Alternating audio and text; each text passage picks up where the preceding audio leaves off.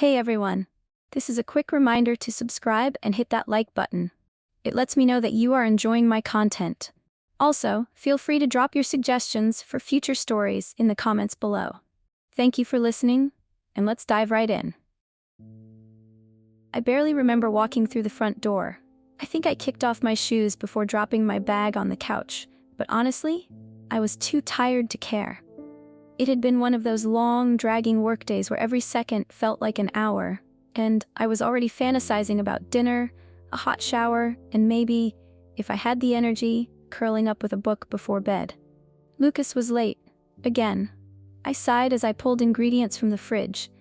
We were supposed to eat together, but at this rate, I'd be starving before he even left the office.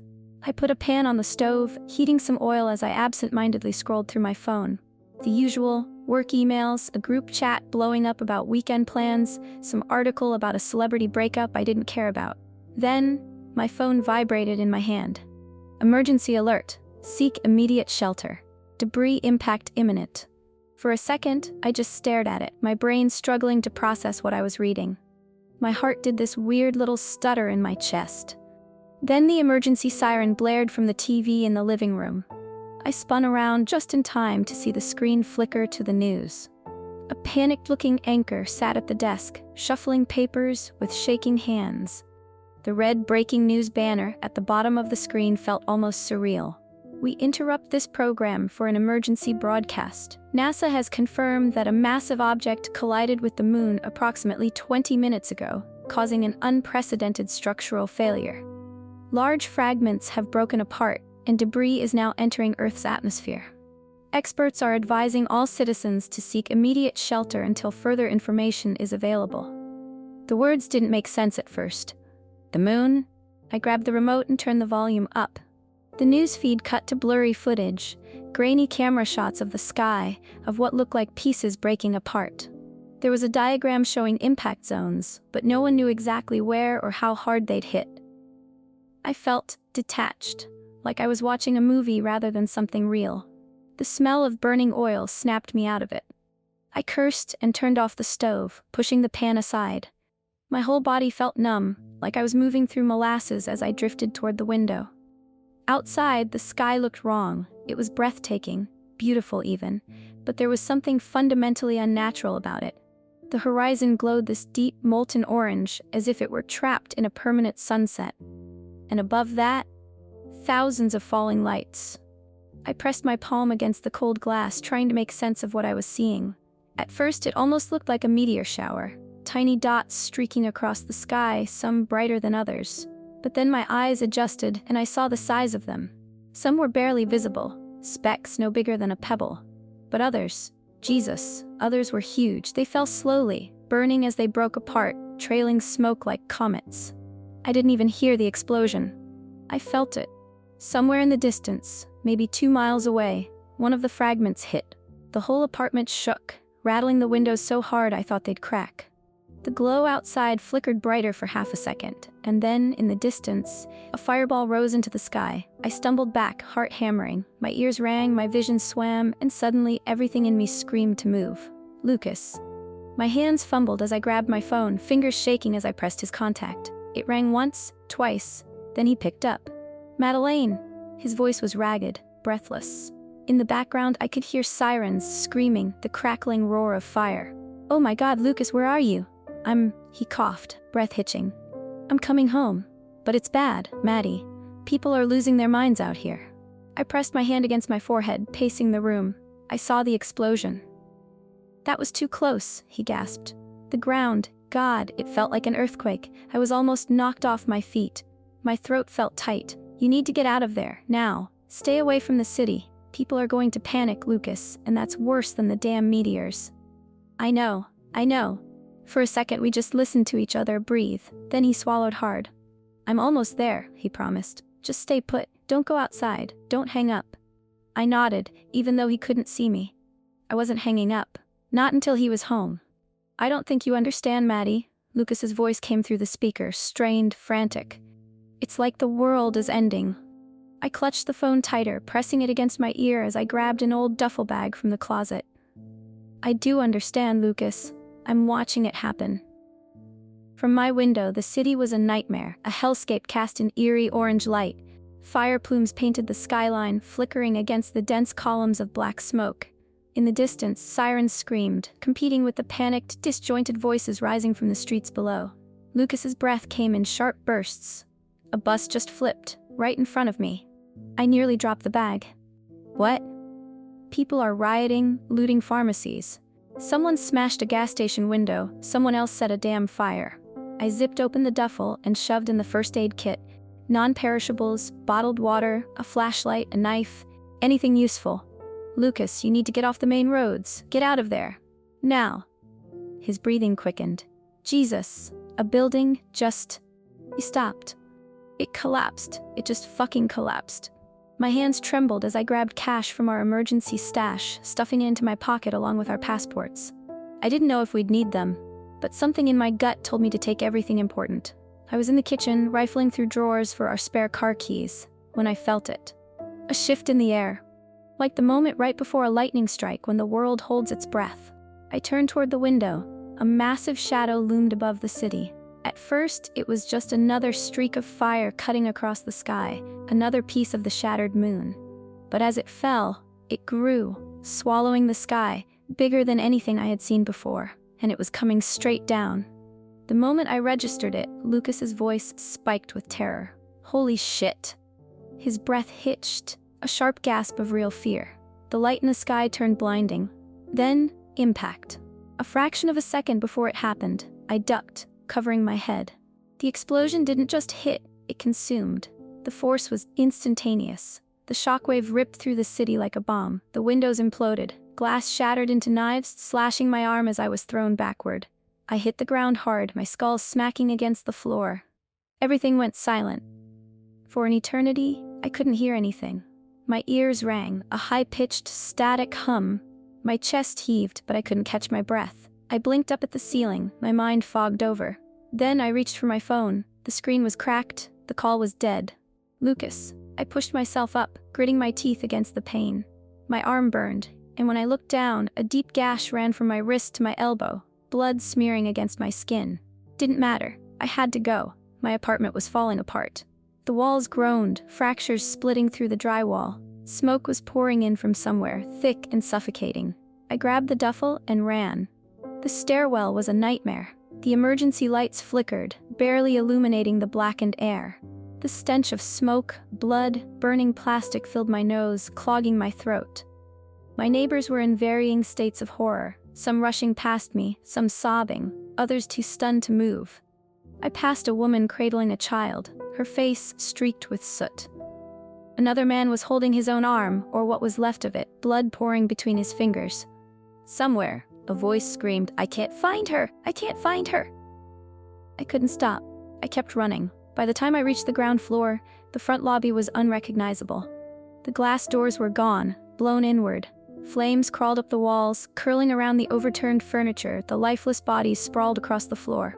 I stepped over them. I had to. When I made it outside, the heat hit me like a brick wall. The city was on fire. Everywhere. Buildings were burning, windows blown out, cars crushed beneath debris. The air was thick with ash, swirling embers glowing against the sky like dying fireflies. I could barely breathe. But none of that mattered. Because... Lucas? I sprinted toward the main street, scanning frantically. His car. I had to find his car. I turned a corner and... there it was. Lucas's car was wrecked. The hood smashed into a street lamp, flames licking up the side. "Lucas?" My voice cracked as I ran to the driver's side. Through the shattered window, I saw him slumped over the wheel, blood streaking down the side of his face. Oh God. Oh God. I yanked the door handle. Jammed. Another explosion shook the ground behind me. I ignored it, throwing my weight against the door. "Lucas." He stirred. A choked sound escaped his throat. He was alive. I braced my feet, hooked my hands under his arms, and hauled him out. The moment we hit the pavement, another explosion rocked the street. I threw myself over him, shielding him as debris rained down, searing heat pressing against my back. When the tremors faded, I lifted my head. Lucas groaned, his eyes fluttering open, dazed. His pupils were blown wide, unfocused. "Maddie?" His voice was barely a whisper. I exhaled, relief and terror warring inside me. "You're okay," I whispered, pulling him close. But in the back of my mind, I knew This was just the beginning. Lucas was barely holding himself up. His breath came in ragged gasps as I pulled him away from the burning wreck of his car, his blood smearing against my arms. His head lolled slightly, but he was conscious. That was enough. That had to be enough. "Come on, we have to go," I whispered, glancing around. The world around us was burning, the sky an unnatural glowing orange, thick with smoke and fire. Lucas groaned, his fingers twitching against my sleeve. "Maddie, I know," I muttered, adjusting my grip on him as I hauled him toward the sidewalk. "We need to get to my car. Now." It felt impossible to breathe in the heat, in the chaos. The roar of fire, the wail of sirens, the distant screams, the entire city was collapsing around us. Every step felt like running through a war zone. Somehow, we made it back to our condo's parking garage. We weren't the only ones trying to flee. The underground parking lot was a battlefield. People were loading up their cars, shoving as much as they could into back seats and trunks. Arguments turned to shouting matches, which turned into fistfights. A woman was sobbing, trying to drag her injured husband into their car.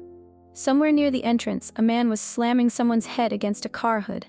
Gunfire cracked in the distance. I held Lucas tighter. "Madeleine?" I turned, and there was Theo, our neighbor, the doctor. He was sweating, his shirt smeared with blood, his medical bag slung over his shoulder. He looked at Lucas and swore under his breath. "Shit, sit him down." I helped Lucas lean against the hood of a nearby car while Theo knelt, checking his head wound. The cut on his forehead was deep, but not life-threatening. "He's concussed," Theo muttered. "But he's lucky. The bleeding's already slowing." I could barely focus on what he was saying. Can you fix him?" Theo pressed a cloth against Lucas's wound. "He'll live, but you both need to get out of here, now." I swallowed. We were going to his parents' farm. They live 3 hours from here, middle of nowhere. No buildings, no cities, just fields.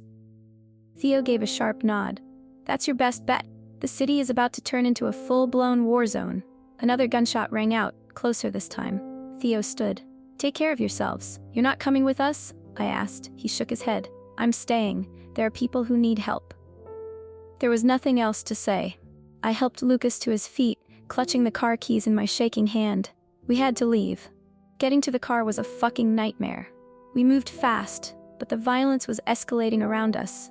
People were screaming at each other, fighting over backpacks and gas cans. A man smashed a tire iron into another guy's skull. A woman shrieked as someone ripped her out of the driver's seat of her own car. I kept my head down, Lucas leaning on me, both of us moving as fast as we could. When we reached my car, I fumbled with the keys, my hands trembling so badly it took 3 tries to unlock the door. We threw our bags into the back, Lucas slumping into the passenger seat, clutching his head.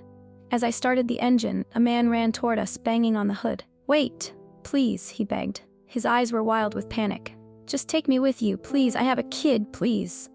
I hesitated. Lucas didn't. He grabbed my wrist. Drive, Maddie." I pressed the gas. The man jumped back, his desperate cries swallowed by the screaming chaos behind us. We peeled out of the garage and into hell.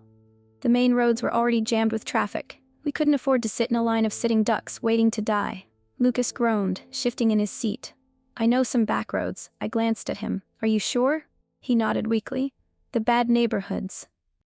I clenched my jaw and took the next turn, weaving through dark, narrow streets, past abandoned storefronts and flickering streetlights. We weren't the only ones. The first time we got jumped, it happened fast. A group of guys stepped into the street, blocking our way. One of them had a crowbar. Another had a knife. "Shit!" I slammed the brakes. They approached fast. Lucas grabbed something from the glove compartment, a wrench, the only thing close to a weapon we had. They reached for the door handles. Lucas lunged out the window and swung. The crack of metal on bone sent one guy reeling back. That was enough. I hit the gas, swerving around them as they scrambled away. "Fuck," I whispered, breath shaking. Lucas wiped blood off the wrench and tossed it aside. "They're desperate." For 10 minutes we didn't speak. We just drove, past burning cars, shattered windows, screaming people, past bodies on the sidewalk, past more than I could process. After a while, Lucas said, "We need to switch, Maddie." So we did. Then he appeared. A man, maybe mid-30s, stumbled into the road. He wasn't armed. His hands were raised slightly, his expression empty, like he barely even registered we were there. For a fraction of a second, I thought Lucas would stop. Then, he pressed the gas. "Lucas!" The car lurched forward. The man's eyes widened. Then, impact. I heard the sickening thump of a body hitting metal, saw a blur of movement in the rearview mirror.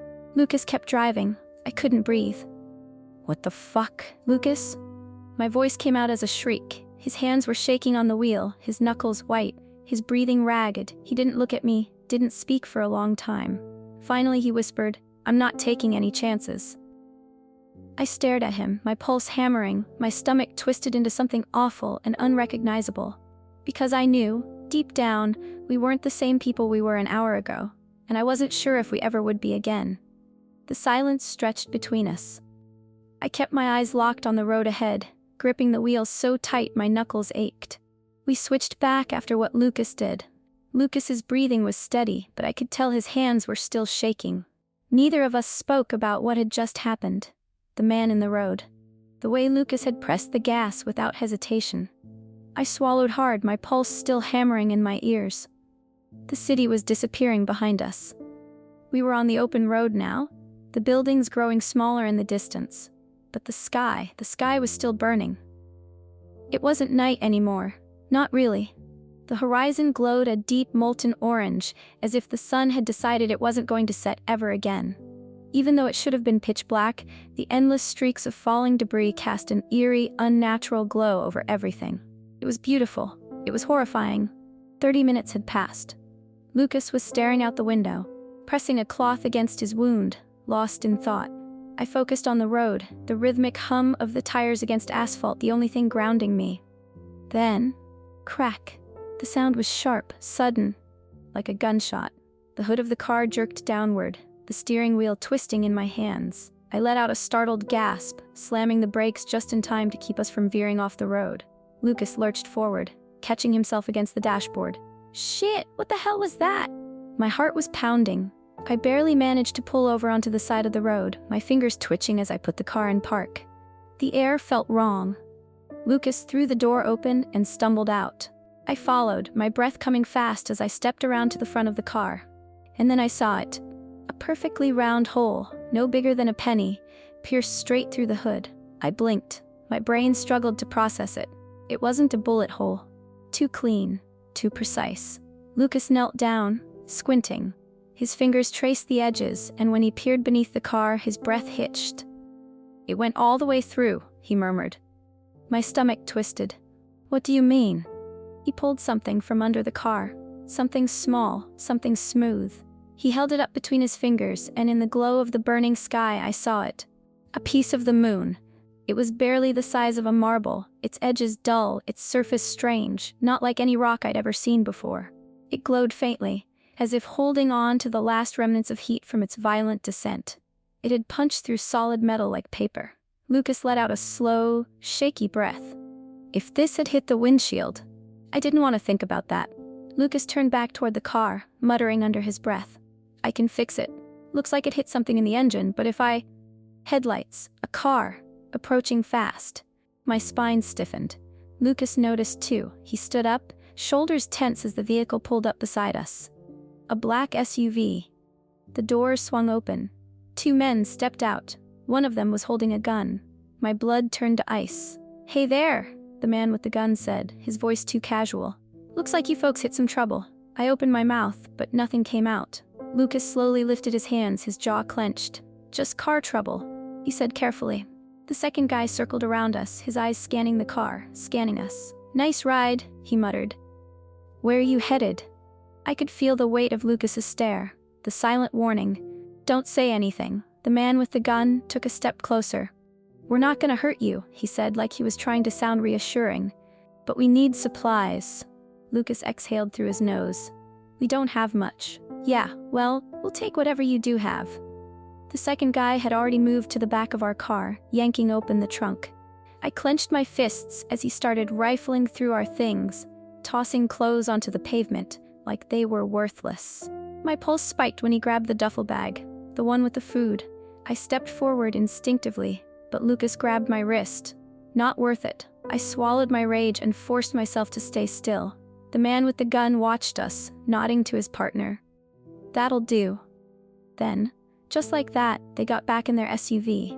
Lucas waited until the car disappeared down the road before he moved. I let out a breath I hadn't realized I was holding. "They left the water," Lucas murmured. I stared at him, my chest tightening. "They took the food. We'll find more." I wanted to believe him. I really did. Lucas worked fast. Whatever the moon fragment had hit, he managed to patch it up enough to keep the car running. Within 10 minutes, we were back on the road, and for the first time I noticed how empty it was. Back in the city, everything had been chaos. Cars jammed bumper to bumper, people fighting for gas, streets flooded with smoke and bodies. But out here, nothing. No police, no ambulances, no sign of order at all, just an empty highway. The only thing moving were the streaks of fire above us, the endless rain of falling debris. The sky was glowing, bright as dawn, but wrong. Lucas exhaled, gripping the wheel. "We just have to make it a few more hours." I didn't respond, because we both knew the night was far from over. The road stretched ahead of us, empty and endless, swallowed by the eerie glow of the sky. It should have been dark, but the streaks of fire above turned night into something else, a twisted, never-ending sunset. Lucas gripped the wheel, his knuckles white, his jaw tight. We hadn't spoken much since the last stop. The robbery. The realization that the world was unraveling faster than we could escape it. We had barely driven another 30 minutes when we saw it. The red brake lights. My stomach dropped. A pile-up. At least a dozen cars, maybe more, blocking the entire highway. "Shit," Lucas muttered, slowing the car. I leaned forward, trying to see past the wreckage. People were out of their vehicles, pacing, some shouting, others just standing still, staring at the sky. The tension in my chest tightened. We weren't the only ones trying to run, and now we were trapped. Lucas stopped the car a few feet from the wreck, exhaling through his nose. "What now?" I scanned the mess of twisted metal and broken glass. Some of the cars were totaled. Windshields shattered, doors dented in, abandoned as their owners tried to find another way out. A woman was crying next to an overturned sedan. A father held his son close, whispering to him, shielding his eyes. There was no moving forward. Lucas's hand hovered over the gear shift. "Maybe we can." Then the driver of the car in front of us collapsed. It happened so fast I almost didn't register it. A man, mid-50s, salt and pepper hair, trembling hands, had been standing outside his car, mumbling something to himself, his face slick with sweat. Then suddenly he clutched his chest. His body went rigid, his knees buckled. He crumpled to the pavement. "Shit," I gasped, throwing open my door before Lucas could stop me. A woman screamed, rushing toward him, his wife probably. "John, John, oh my God!" By the time I reached them, the man's eyes were wide, unblinking, his lips turning blue. Lucas knelt beside me, checking his pulse. Nothing. "He's not breathing," Lucas muttered. "We need to." He started chest compressions, but I knew it was too late. People around us watched, but no one spoke. No one knew what to do. The woman, his wife, was sobbing, her hands covering her face. He was fine this morning. I swallowed the lump in my throat, my heartbeat roaring in my ears. It wasn't just the city. It wasn't just the meteors. The fear alone was killing people. Then, my phone vibrated violently against my thigh. Another emergency alert. Lucas stopped compressions. I fumbled for my phone with shaking hands. I stared at the screen and my blood ran cold. "Emergency alert. Seek shelter now. Meteor storm in 5 minutes." For a moment, no one moved. Then, the panic set in. A wave of noise rushed over us, shouting, running, car doors slamming. People clambered back into their vehicles. Others tried to turn around, to reverse, to get the hell out of here. But we weren't moving. Lucas stood up slowly, his gaze lifting toward the sky. I followed his stare. Above us, the heavens were alive. Streaks of flaming debris tore through the atmosphere. Hundreds, thousands of them, each one a promise of obliteration. My mouth was dry. "We're trapped." Lucas reached for my arm. I turned to him, my pulse thrumming in my ears. "What? If something's coming right for us, we can't be stuck inside." He was right. If we saw it falling straight down, if we knew we had seconds to live, at least outside, we could run. I nodded, my throat tight. We stepped away from the car, standing in the middle of the highway, in the middle of the chaos. People screamed, ran, sobbed. Some just stood frozen, heads tilted to the sky, watching as the universe came crashing down. Lucas grabbed my hand. The ground shook beneath our feet. A deep, rolling tremor, like the entire earth was groaning in pain. And then, the horizon exploded. I didn't see the first strike, but I felt it. A blast of heat and light tore through the distant tree line, incinerating everything in its path. Another, and another. A chain reaction of destruction, bright flashes erasing entire sections of land, leaving behind only fire and smoke. The air vibrated, a pressure so intense it made my bones ache. I squeezed Lucas' hand tighter. We weren't religious, but in that moment, I think we both realized there was nothing left to do but pray. Lucas saw it first. He grabbed my arm so hard I nearly lost my balance. His grip was bruising, his voice raw and panicked. "Run!" I didn't ask why. I didn't need to. His eyes were locked on the sky and I followed his gaze just long enough to see it. A massive, glowing shape, roaring through the atmosphere like a falling sun. It was coming right for us. We ran. The heat swallowed us whole. I don't know if it was the friction of the thing tearing through the sky or the fires already devouring the earth, but it felt like I was running through an oven. Every breath burned. The air was thick with smoke, curling around us, sticking to my skin like tar. My lungs screamed, but I didn't stop. Lucas was pulling me forward, half dragging me as we sprinted off the highway and into the open field beyond. Some part of me knew this was stupid. A field was nothing but open space. No shelter, no protection. But it was instinct. The city was a death trap. The cars, the wreckage, if something fell there, there was no escape. At least out here, we could see it coming. At least out here we had a chance. We ran until my legs felt numb, until my head spun, until my body felt like it was caving in on itself. And then the lights swallowed the world. I didn't hear the explosion. I felt it. One moment I was running. The next, the shockwave hit. It was like getting punched by God. A force so powerful it lifted me off my feet, threw me like a rag doll, sent me crashing into the dirt yards away. I hit the ground hard. The impact rattled my bones, the breath torn from my lungs so violently that for a split second I thought, this is it. I'm dead. Silence. I lay there, motionless. My ears were ringing, an unbearable high-pitched whine that made my skull feel like it was splitting apart. My vision was blurry, swimming in and out of focus, the heat rippling the air like a mirage. I forced myself up onto my elbows, chest heaving, and turned my head. Lucas. He was sitting up a few feet away, slouched, his breathing uneven. Relief crashed into me so hard I nearly sobbed. I pushed myself onto my hands and knees, coughing, my lungs screaming for oxygen. "Lucas," I rasped, my throat raw. He didn't answer. I crawled toward him. "Lucas, are you?" Then I saw it, and my whole body locked up. His shirt was soaked in red.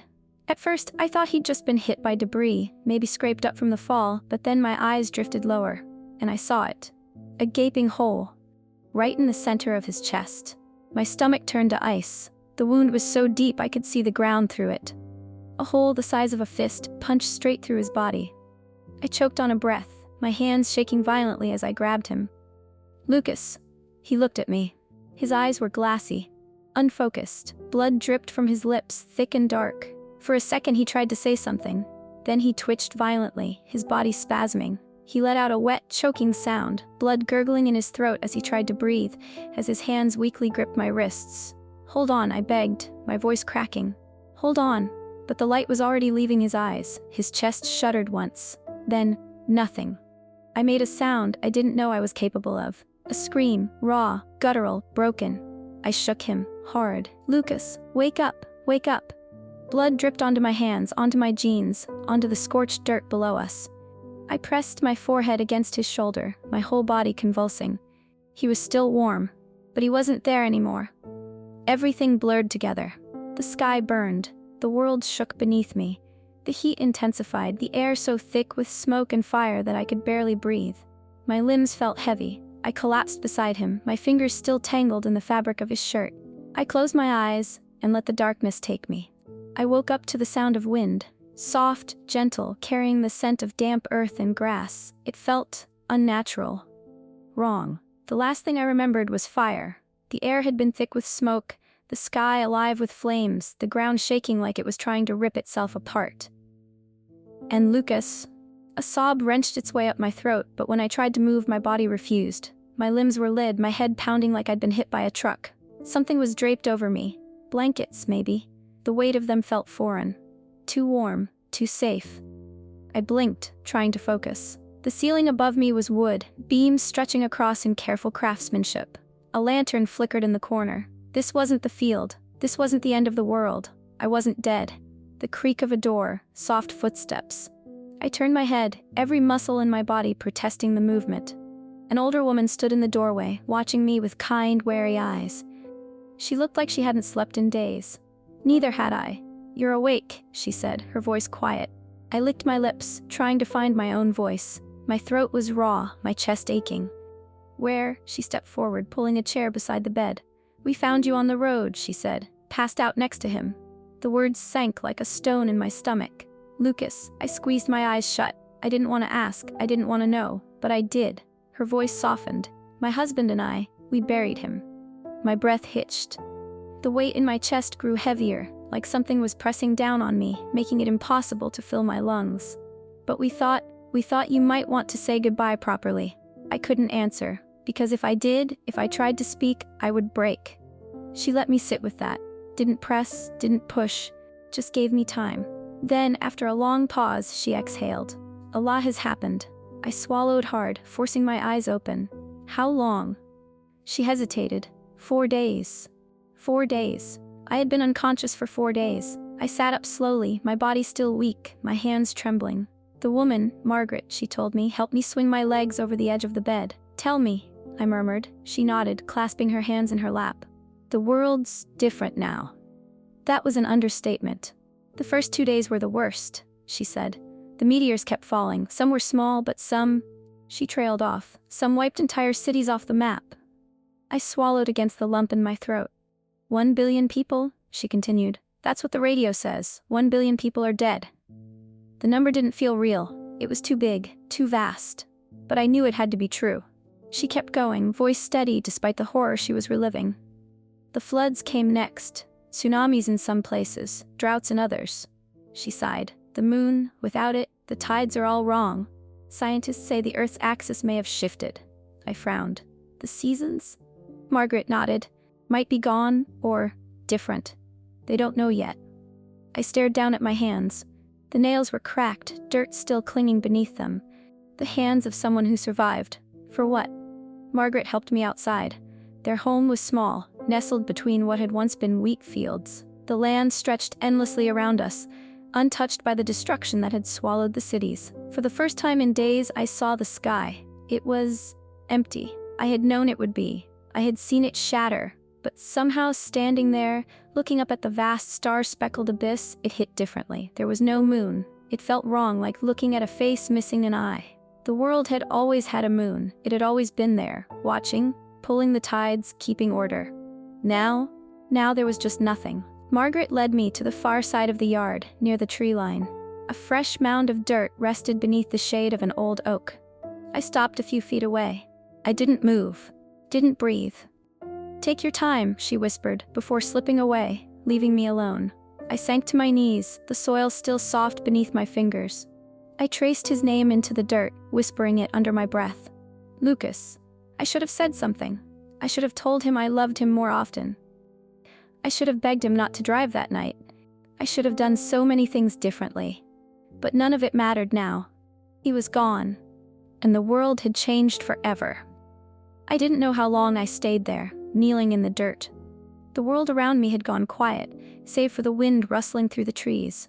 There were no sirens, no shouting, no roaring flames swallowing buildings whole. Just silence. Just me. And him.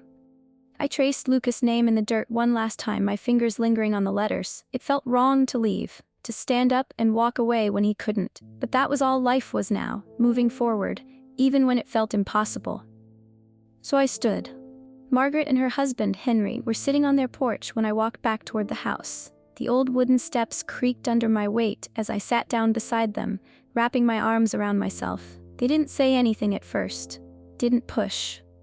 Then Margaret asked the question I'd been avoiding since I woke up. "What will you do now?" I stared at the land stretching out before me. Endless fields, untouched by fire and falling debris. A safe place, a quiet place. But was that what I wanted? "There's probably more survivors out there," I murmured. "People who need help." Margaret nodded, her fingers curling around her cup of tea. There are. Henry exhaled, leaning back in his chair. You're welcome to stay here, he said, as long as you want. A part of me wanted to say yes, to stay in this bubble of safety, away from the ruins of what was left, but another part of me knew this wasn't enough. The world had crumbled, cities had fallen, entire countries were gone, and yet somehow I was still here.